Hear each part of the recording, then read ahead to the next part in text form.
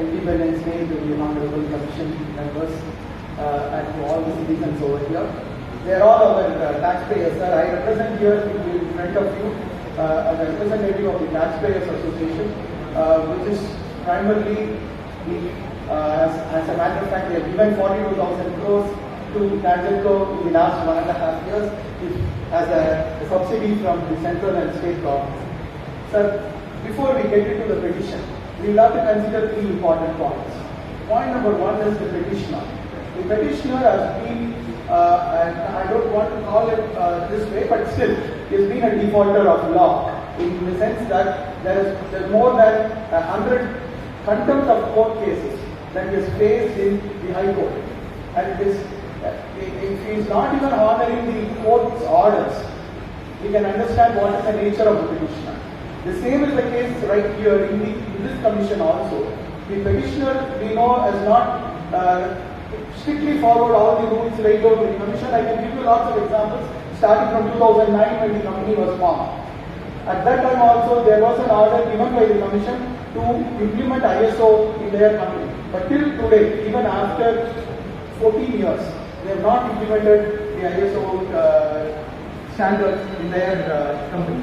And this is a statement admitted in the commission by the chairman at that time.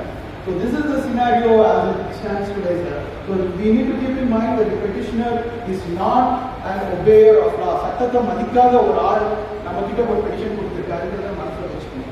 Second point that we need to understand is there is the entire environment, the electricity environment that we are having today is nothing but a complete monopoly. There is no competition. Absolutely no competition. So accepting the rates given by this petitioner need to be looked at with a pinch of salt. We cannot take it on the rate வந்து அப்படியே நம்ம எடுத்துக்க முடியாது. ஏன்னா இது வந்து ஒத்தையார் ஒரே quotation கொடுக்குற மாதிரி தான் ஒரு சிச்சுவேஷன். அதனால நம்ம இதை வந்து ஸ்டாண்டர்டா ஒத்துக்க முடியாத ஒரு நிலைமையில இருக்கோம். இன்னொரு விஷயம் என்னன்னா சார், இது ஒவ்வொரு தடவையும் இவங்க பெட்டிஷன் கொடுக்கும்போது they are every time they say that we are making a loss. Loss பண்றது என்ன பெருமைக்குரிய விஷயமா என்ன? அது ஒரு கேவலமான விஷயம் சார். அதுதான் வைக்கப்படாது. அடுத்த தடவை அவங்க லாஸ் பண்றோம்னு அவங்க சொன்னாங்கன்னா they should feel ashamed to say that I am making a loss. But whereas this particular petitioner consistently says he is making loss for the last not 1 year, 2 years, for the last 25 years. And every time we are taking them out of the hole that they get themselves into. And let me just tell you one more major and important thing about this. So these three perceptions, the subsidies that are normally given to electrical users, though in the petition, if you look at the petition, they keep saying it's a subsidy given by the government. It should not be looked at as a subsidy at all, because subsidy is something given to people who are not capable of sustaining. முடியாதவங்களுக்கு கொடுக்கறதா subsidy. Mismanaged funding or mismanaged finance system, we are just taking them out of certain loans or write-offs of loans, cannot be called as subsidies. So I think the word that they used in the petition as subsidy should be reconsidered. Having said these three perceptions, that is one, the petitioner is a violator of law. Second, that this is a monopoly that he is trying to work on. And third, there is no plan for coming out of the losses. I just want to tell you the entire system that they have proposed, the entire true-up is not really a true-up, it's a false-up. The reason I have given in the petition, sir, the number one, they have got a 42,000 crore subsidy from the government. I am using the same word that they have done. They have mentioned it in the petition, but nowhere in the accounts it is reflected. It does not bring down even a small percentage of interest. Sir, the interest keeps on rising. They say this 42,000 crore goes for writing off the loans, but where is the write-off? There is no write-off at all. Sir, the gap that they are presenting, the 16,000 crore gap that they are presenting in their current year, this 21-22 plan, is excluding this 5,000 crore. This 42,000 crore, if you apply a small interest, it is 5,000 crore, sir. That itself will remove the gap that they are showing and asking for a tariff rise into by 1/3 straight away. I am just giving you one other example and I close with that.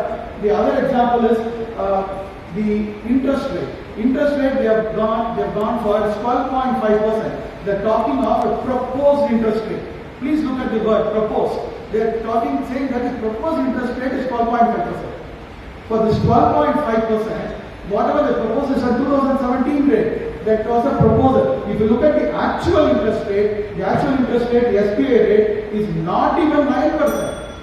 9% is a rate and we are talking of 12.5%.